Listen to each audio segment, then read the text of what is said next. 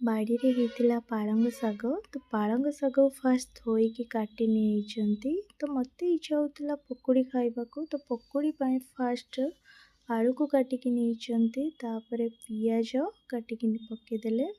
ତାପରେ ଦୁଇଟା କଞ୍ଚା ଲଙ୍କା, ଧନିଆ ପତ୍ର ଆଉ ଶୁଖିଲା ଲଙ୍କା ଦୁଇଟା, ଆଉ ତାପରେ ଜଷ୍ଟ କଲର୍ ହେବା ପାଇଁ ଚିଲି ପାଉଡ଼ର ପକାଇଲେ, ଆଉ ଚାଉଳ ଗୁଣ୍ଡ ବି ପକାଇଲେ, କାହିଁକିନା ଚାଉଳ ଗୁଣ୍ଡ ଭଲ କ୍ରିସ୍ପି ଆସିଥାଏ, ଟେଷ୍ଟ ବି ଲାଗିଥାଏ ଚାଉଳ ଗୁଣ୍ଡର। ଆଉ ଦୁଇଟା ବିନ୍ସ ପକାଇକି ବେସନ ପକାଇଦେଲେ। ତାପରେ ଜିରା ପକାଇଲେ, ଲୁଣ ପକାଇଲେ, ହଳଦୀ ପକାଇକି ଭଲ ଭାବରେ ତାକୁ ଗୋଳେଇ ଦେଲେ। ତାପରେ କ'ଣ କଲେ ନା ଅଦା ରସୁଣ ପେଷ୍ଟ ଦେଇକି ଆମେ ତାକୁ ଆଉ ଥରେ ଟିକେ ପାଣିଆ ଥିଲା ତ ଆଉ ଥରେ ଟିକେ ବେସନ ଦେଇକି ଭଲ ଭାବରେ ଗୋଳେଇ ଦେଲେ।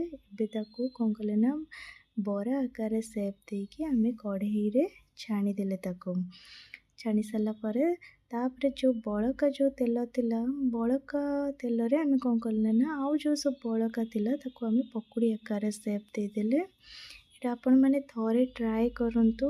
ତ ବହୁତ ହି ବଢ଼ିଆ ଲାଗିଥାଏ ପାଳଙ୍ଗ ଶାଗର ପକୁଡ଼ି। ତ ଆପଣମାନଙ୍କୁ ଯଦି ମୋ ଚ୍ୟାନେଲ୍ଟା ଭଲ ଲାଗିଥାଏ ଆପଣମାନେ ଲାଇକ୍, ସେୟାର, ସବସ୍କ୍ରାଇବ୍ କରିବାକୁ ଜମା ବି ଭୁଲିବେନି।